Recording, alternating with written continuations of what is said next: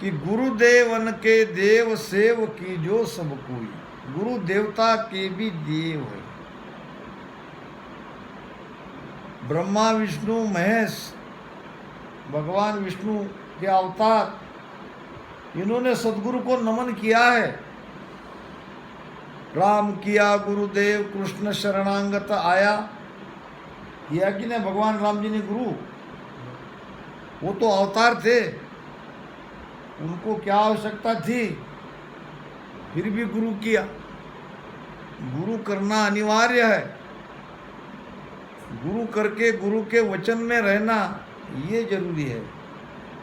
राम किया गुरुदेव कृष्ण शरणांगत आया, गोरख समृत जान गुरा बिन ना ही कहाया। गोरक्षनाथ बहुत बड़े योगी थे। मन को जीतने के हजारों उपाय उन्होंने बनाए थे। गोरक्षनाथ के जैसा कोई ध्यानी, कोई ज्ञानी नहीं हुआ। ऐसे गोरक्षनाथ को भी गुरु करना पड़ा। भगवान कृष्ण को भी गुरु करना पड़ा। दत्तात्रेय जी महाराज ने तो 24 गुरु किए। ऐसी क्या विशेषता है सदगुरु में, जो कि अवतारों ने भी उनका शरणा लिया, उनको पूजा, उनको माना?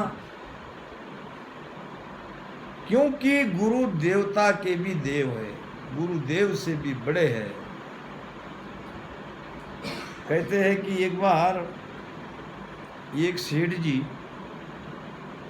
अपनी सेठानी को लेकर मेले में गया। मेला समझते हो? अब मेले में थी भीड़। भीड़ में सेठानी बिछड़ गई। सेठ अलग रह गया, सेठानी अलग रह गई, दोनों बिछड़ गए। बहुत ढूंढा। सेठानी का आता पता कहीं नहीं चला। आई सोनी जी आ गए। बढ़िया, बैठो।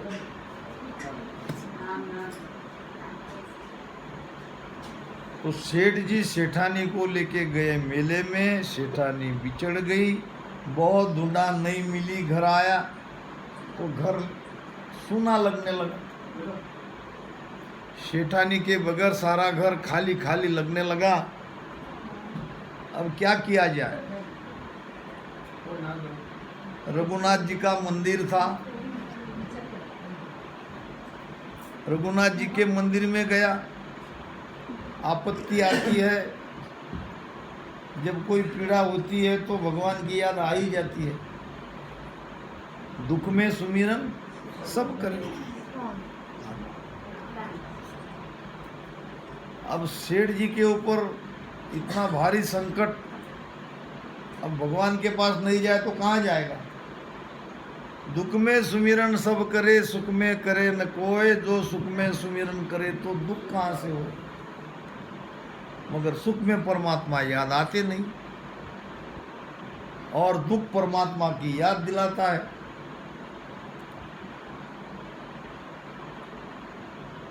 कौरवों पर पांडवों की विजय हुई।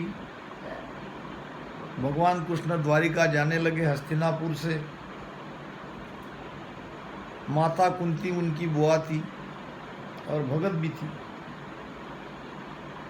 माता कुंती को भगवान कृष्ण ने कहा, बुआ जी मैं तो अब जा रहा हूँ द्वारका, मांगो क्या मांगती हो? क्या मांगा होगा माता कुंती ने, आप सोच नहीं सकते। ऐसा भयानक माता कुंती ने मांगा। कहा, भगवान अगर देना ही चाहते हो तो मुझे दुख दो, मुझे दुख चाहिए। भगवान कृष्ण कहने लगे, बुआ जी त्रिलोक का राज मांगती तो मैं दे देता, जो कुछ मांगती मैं आपको दे देता। तुम दुख मांग रही हो।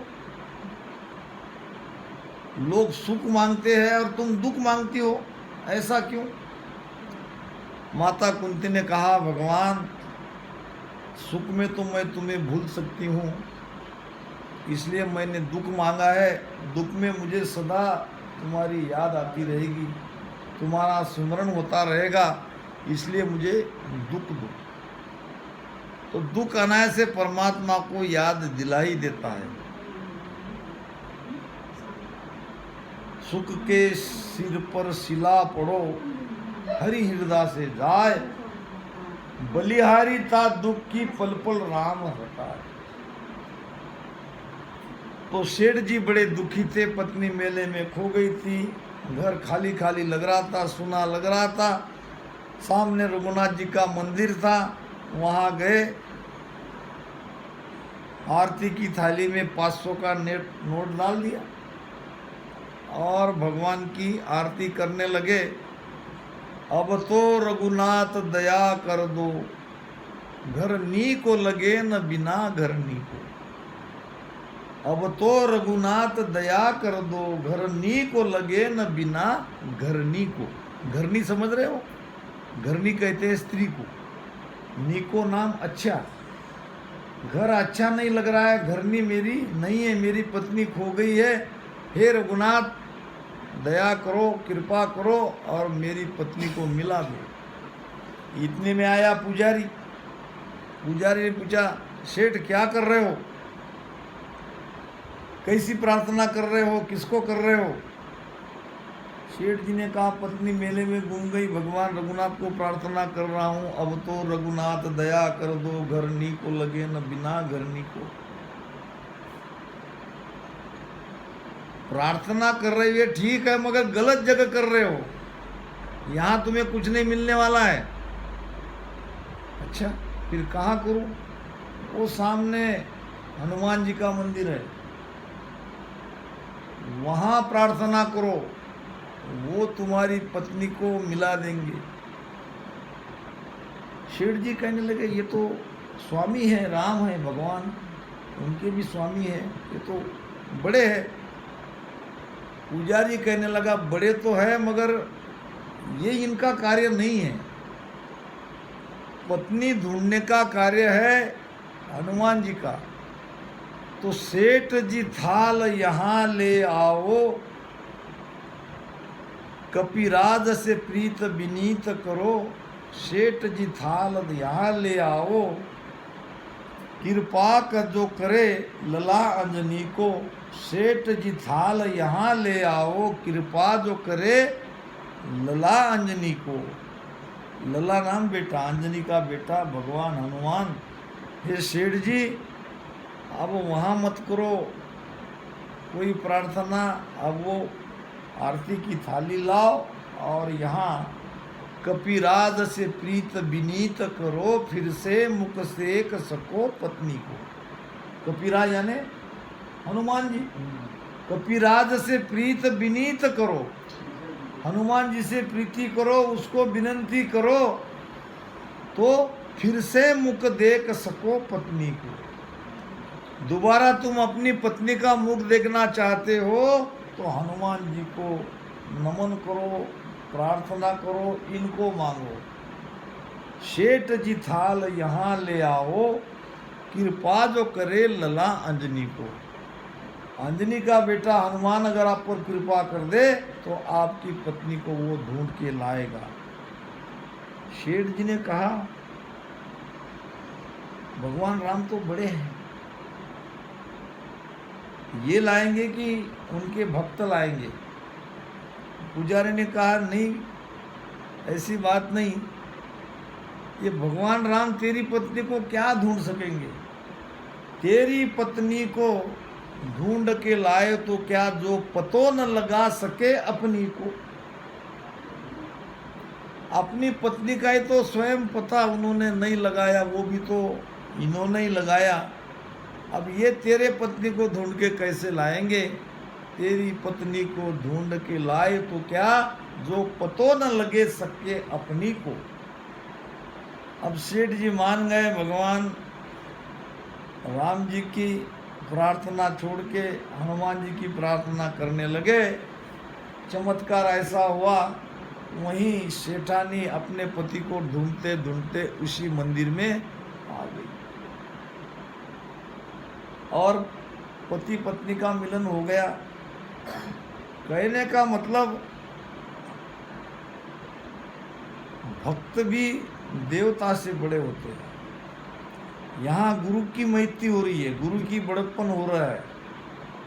गुरु देवता के भी देवता है। गुरु देवन के देव सेव की जो सबको ही। सभी गुरु को भगवान मानकर उसकी पूजा करो, सेवा करो। गुरु जीवा की जहाज। गुरु क्या है? जहाज है। जहाज क्या काम करती है? जहाज पे अगर हम बैठ गए तो उस पार चले जाते हैं। अब यहाँ भवसागर से पार होना है तो यहाँ भी जहाज चाहिए। जहाज कौन सी है? सद्गुरु है जहाज। सद्गुरु ही भवसागर से पार लगाने वाले हैं। तो सद्गुरु रूपी जहाज में बैठ जाओ और सद्गुरु आपको भवसागर पार लगा देंगे। गुरु जीवा की जहाज, बुरा बिन मुक्त न होगी। ये जीव कभी सद्गुरु के शरण में जाए बगैर मुक्त नहीं होगा। ये बंधन से कभी नहीं छूटेगा। बंधन से मुक्त होना है तो एक सद्गुरु ही आधार है। सद्गुरु के ही शरण में जाना पड़ेगा। गुरु जीवा की जहाज, बुरा बिन मुक्त न होई। मगर वो गुरु चाहिए, वो सच्चे सद्गुरु चाहिए। एक बड़ी सुंदर कथा आती है। अगर जीव ऐसे गुरु के चक्कर में पड़ गया तो उसकी हानि होगी। कथा एक शेर और बंदर की है। बड़ी प्यारी कथा है, ध्यान से सुनना। एक दिन एक शेर को घनी लागी भूख। क्या हुआ? भूख लग गई। अब भूख लग गई तो शेर तो कोई घास नहीं खाता, शेर को तो शिकार चाहिए। एक दिन एक शेर को घनी लागी भूख, तन मन से देखता फिरे, देखा बंदर रूप। अब ढूंढ रहा, भूख लग गई किसी प्राणी की तरफ। अब किसको खाए, किसको मारे, किसकी शिकार करे, कोई नजर नहीं आ रहा था। बड़े प्रयास से उसने एक बंदर को देखा जो पेड़ पे चढ़ा था। अब शेर को लगा चलो आज इस बंदर से ही काम चला लेते हैं। अब बंदर को खाने का मन बना लिया। तो समस्या ये थी कि बंदर को नीचे लाना था, नहीं तो बंदर तो कूदता है पेड़ पे। तो बंदर को कैसे नीचे लाया जाए, फिर शेर ने होशियारी दिखाई। वो ऐसे ऐसे संभल के चलने लगा, जैसे कि हम रास्ते में कहीं कांटा बीटा अगर है तो हम उसको बचा के चलते कि नहीं, कांटे से। इस तरह से शेर चलने लगा। बंदर उसे देख रहा था। अब बंदर को कोई बोले बिना नहीं रहा। बंदर ने शेर को कहा, नहीं खाड़ा नहीं खा बड़ा, ना कंकर का केर। नहीं खाड़ा नहीं खा बड़ा, ना कंकर ना केर। न वहाँ कोई कंकर है, न गड्ढा है, न कोई जगह तो सीधी है। और तुम ऐसे क्यों चल रहे हो? फूक फूक के पांव धरी ये क्या तुम्हारी लहर। हे महाराज, ऐसे तुम चल क्यों रहे हो? जगह तो बहुत अच्छी है, वहाँ न कोई कंकर है न गड्ढा है, और तुम ऐसे बचा बचा के, किसको बचा के चल रहे हो? तो शेर ने कहा चलो काम तो जम गया। बातचीत प्रारंभ हो जाती है। ये मेरे बहकावे में जरूर आने वाला है। फिर उसने कहा कि भाई मैं शेर तो हूँ, मगर मैं शाकाहारी शेर हूँ, मैं कोई हिंसा वाला शेर नहीं हूँ। अब जमीन के नीचे चींटियाँ आती है, छोटे मोटे कोई कीड़े आते हैं, ये मरने नहीं चाहिए, इसलिए मैं संभल संभल कर चल रहा हूँ। क्या कहा उसने कि मुझे संभल के चलना पड़ता है, मैं तुम जैसे समझ रहे हो वैसा शिकार करने वाला शेर नहीं हूँ, मैं तो साधु शाकाहारी शेर हूँ, साधु जैसा शेर हूँ। मारे मन में दया गणी, नहीं सताऊं जीव, मैं बहुत दयावान हूँ, मैं जीव को तकलीफ नहीं देता, मैं उसको हिंसा नहीं करता। मारे मन में दया गणी, नहीं सताऊं जीव। अब बंदर को लगा, बंदर आ गया, उसकी बातें में बोला था, हो सकता है शेर जो कह रहा है वो सच हो। अब बंदर ने कहा, खड़े रहो परमात्मा, करूं तुम्हारी सेव। हे भगवान, तुम वही खड़े रहो, मैं तुम्हें बिल्कुल भगवान के जैसा मान रहा हूँ, तुम जैसा कहते हो वैसे ही हो। अब मैंने तुम्हें पहचान लिया। खड़े रहो परमात्मा, करो प्रभु की आस, और पक्का पक्का फेल तोड़ के डालू तुम्हारे पास। क्या कहा कि तुम वहीं रहो, तुम परमात्मा की भक्ति भजन करो, मैं तुमके मीठा मीठा पके हुए फल तोड़ के। अब बंदर समझा नहीं शेर क्यों फल खाए, बंदर को भी समझा नहीं कि भाई शेर है, ये शेर फल कैसे खाएगा। यहाँ शेर भी चिंता में हो गया कि अब ये तो नीचे नहीं उतरने वाला है, इसको तो नीचे उतारना है, ये तो वहाँ से फल फेंक रहा है, अब कोई न कोई उपाय करना पड़ेगा। अब शेर ने कहा, कच्चा पक्का फल तोड़ना नहीं मुझे लागे त्रास। अब तुम पक्के फल के साथ कुछ कच्चे फल भी तोड़ दोगे, और ये फल कच्चे तोड़ के खाना ये ठीक नहीं, मुझे पीड़ा होगी। तो बंदर ने क्या करूं महाराज, अरे यहाँ जो पड़े हैं इधर उधर बिखरे हुए, सड़िया पड़िया चून के लाओ हमारे पास। अब बंदर ने समझा नहीं शेर क्या फल खाए। अब समझ में नहीं आया ये शेर फल क्यों खाएगा, उसकी बातों में आ गया और नीचे पड़े हुए फल चुनने लगा। अब चुन चुन के ये लो भगवान करके उसके पास देने के लिए गया। उसी समय उसकी गर्दन पकड़ ली, छोड़ने वाला थोड़ी, उसको तो भूख लगी थी। आगे जाके निवन करी। अब जाके आगे उसने उसके शरण में गया, उनको प्रणाम किया और फल देने के लिए झुका, दिया मुख में दबाए। क्या किया शेर ने, अब शेर तो होशियार था, बहकावे में आ गया, मगर अब उसने अपनी बुद्धि का काम किया। अब वो हंसने लगा। क्या करने लगा, हंसने लगा। अब शेर को आश्चर्य हुआ। शेर कहता है बंदर को, अब तो पड़े काल के दाड़ में, हंसी क्यों आवे तोय। अरे अब तो तू काल के जबड़े में है, अब तो थोड़ी देर में मैं तुझे खाने वाला हूं और तू हंस रहा है। अब तो पड़ियो काल के दाड़ में, हंसी क्यों आए तोय। अब बंदर ने होशियारी दिखाई, उसने कहा थोड़ा सा तो ढीला करो, रीत बताऊं तो मैं क्यों हंस रहा हूं ये मैं तुम्हें कैसे कहूं।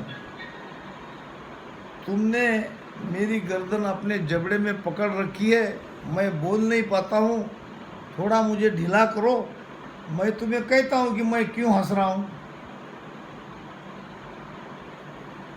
शेर ने समझा नहीं, दिया मुक्सु खोल, उल्टा कूदा बांदरा, गया वृक्ष पर डोल।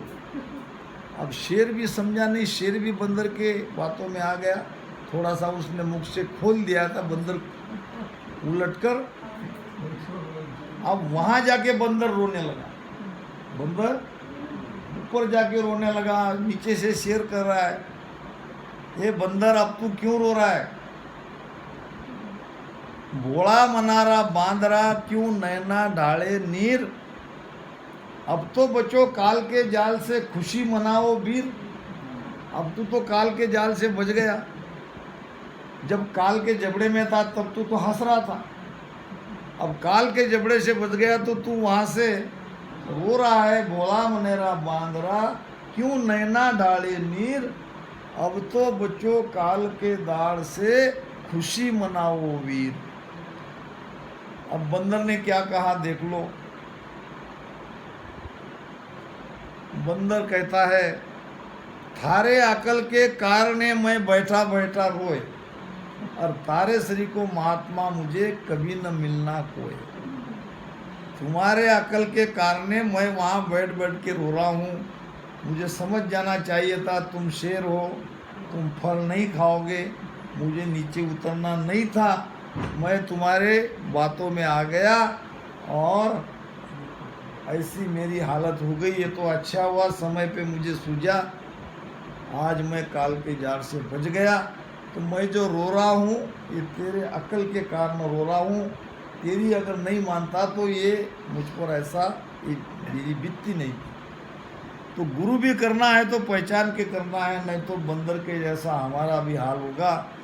होता क्या है, एक बार किसी को गुरु बना लेते तो उसको छोड़ते नहीं। गुरु क्यों बनाया जाता है?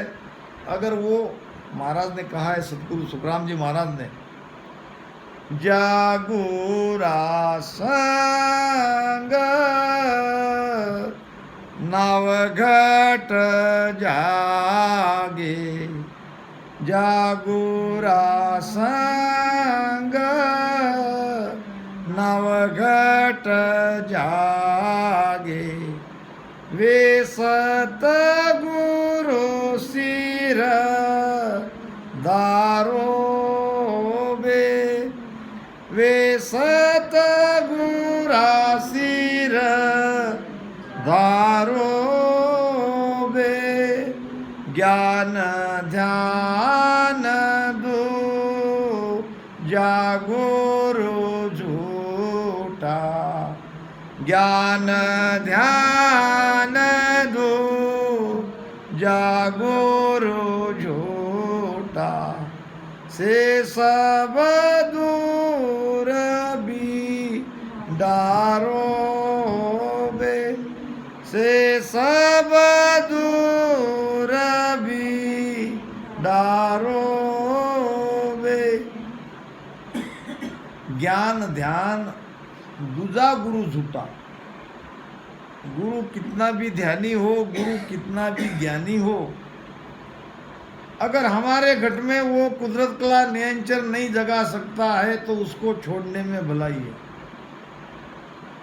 जा गुरा संग नाव घट जागे, वे सतगुरु सिर धारो बे।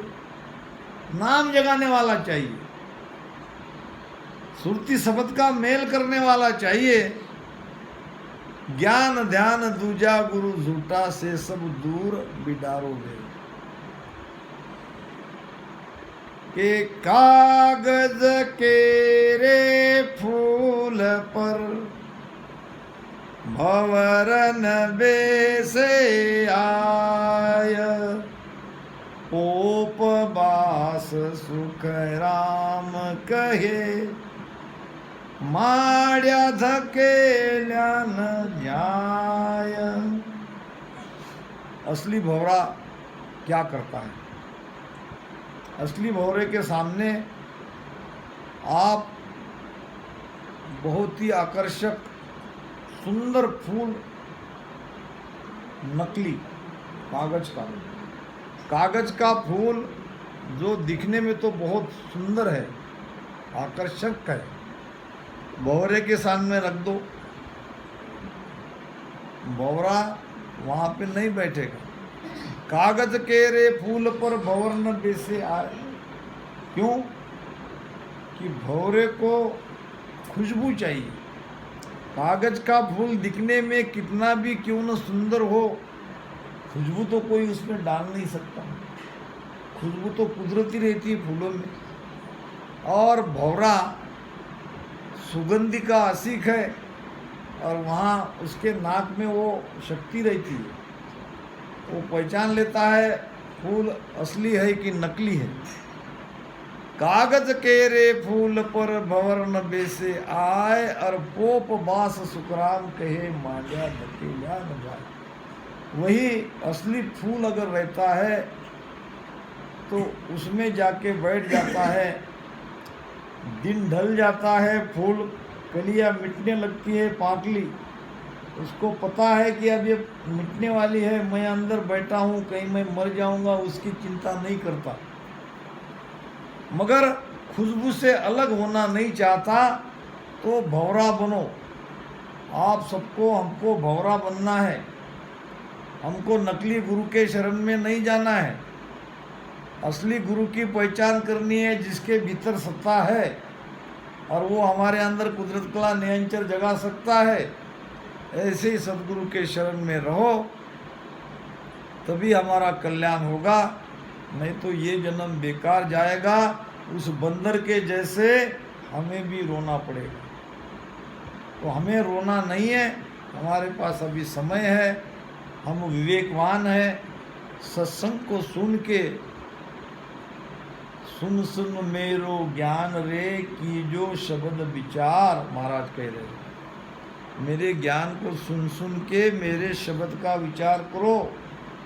आजो सब सतलोक में मत पड़री जो हार।